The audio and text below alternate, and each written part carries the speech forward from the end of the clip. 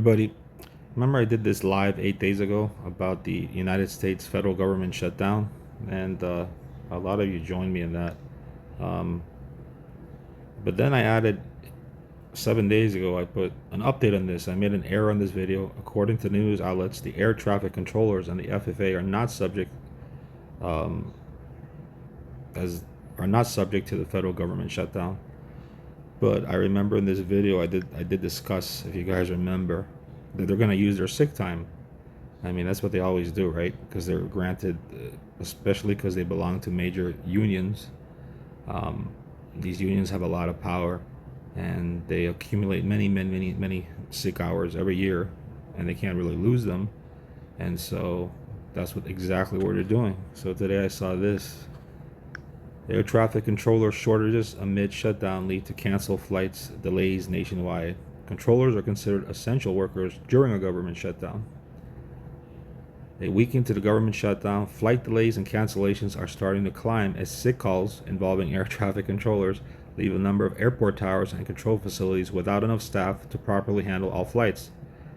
The air traffic control tower overseeing airspace over Nashville International Airport was operating an extremely limited amount of staffing on Tuesday, forcing some approach traffic to be handled by the Air Traffic Control Center in Memphis, Tennessee. Flights in and out of Nashville were operating with an average delay of more than 2 hours on Thursday evening. Dallas and Chicago were two other areas seeing delays Tuesday due to staffing shortages. Flight delays in Dallas are averaging around 30 minutes, and Chicago delays are averaging 40 minutes, according to FFA advisories. Controllers are considered essential workers and are exempt from being furloughed during a government shutdown. An estimated 13,294 controllers will continue to work without pay during the shutdown, according to the Department of Transportation shutdown plan. Nick Daniels, president of the National Air Traffic Controllers Association, that's the union that represents air traffic controllers, told ABC News that staffing shortages are not necessarily a new problem, but that they're drawing more attention now because we're hyper-focused on it. He added, "It's a shutdown. You're finally seeing the issues of the critically staffed air traffic control system. In the last 9 months, there have been 1,058 occurrences where one of our facilities has had to shut down, either temporarily for a few hours or for a shift. It's something that air traffic controllers contend with daily. The shutdown absolutely doesn't help it, but this is something that we deal with day in and day out."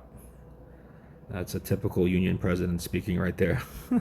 While ATC staffing is at critical levels across the country, it's rare for it to have impacts on flights due to staffing shortages in places like Arizona or California, according to FFA documents reviewed by ABC News. On Monday, California's Burbank Airport was forced to close its tower for several hours because it had no air traffic controllers, according to FFA documents. The airport remained open, but flights were delayed on average more than 2.5 hours. Controllers from a San Diego facility handled traffic into and out of Burbank during the tower closure. It's dangerous, guys. It's dangerous.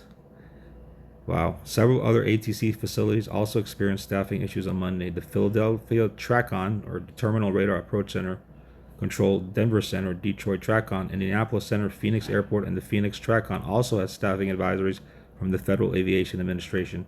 More than 600 flights Monday were delayed in and out of the Denver airport and over 200 at Phoenix Airport. There have been increased staffing shortages across the system. When that happens, the FFA slows traffic into some airports to ensure safe operations, the agency said in a statement to ABC News.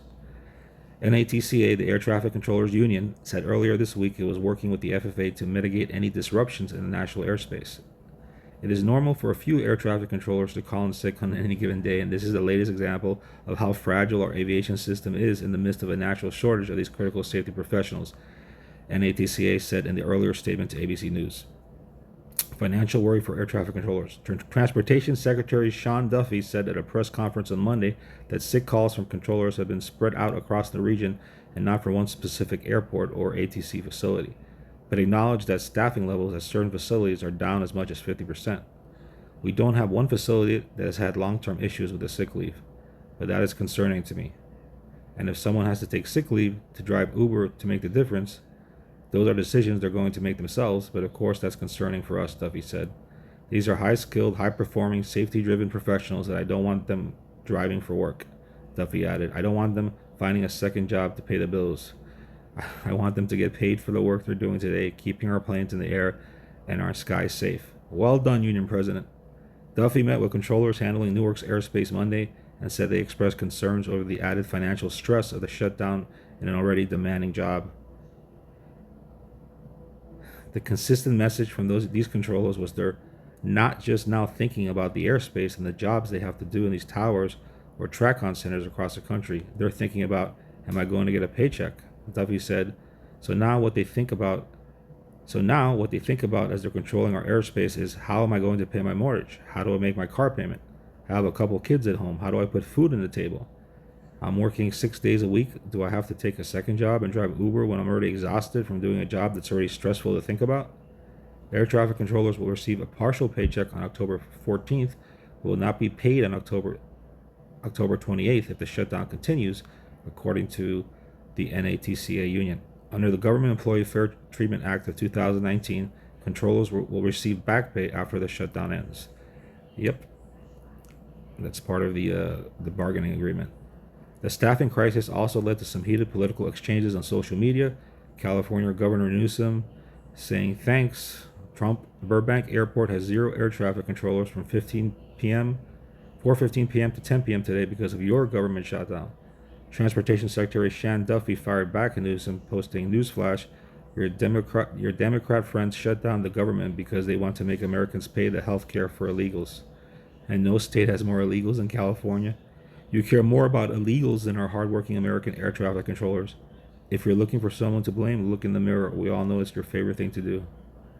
Another aspect of air travel impacted by the shutdown, which is on the verge of running out of funding, is the Essential Air Service Program, or the EAS. Duffy said the EAS program, which provides airlines with subsidies to fly to rural areas that otherwise wouldn't have air service because the route wouldn't be profitable, will run out of funding on Sunday, October 12th. Air carriers that continue to operate EAS flights beyond October 12, 2025 would do so at their own risk, as the department may not be able to pay the contracted subsidy, the Department of Transportation said in a notice. The notice also said that if the carriers continue to operate during the funding lapse, they could be reimbursed on a pro-rata basis, meaning they may not receive the full amount owed. The biggest impacts will be felt in Alaska, where air travel is the primary mode of transportation. Alaska Senator Lisa Murkowski posted on X saying, the critical assistance these routes provide makes a disruption on any scale detrimental to these communities and the local air carriers serving them. Murkowski said she is working with the administration to find a solution. So there you go.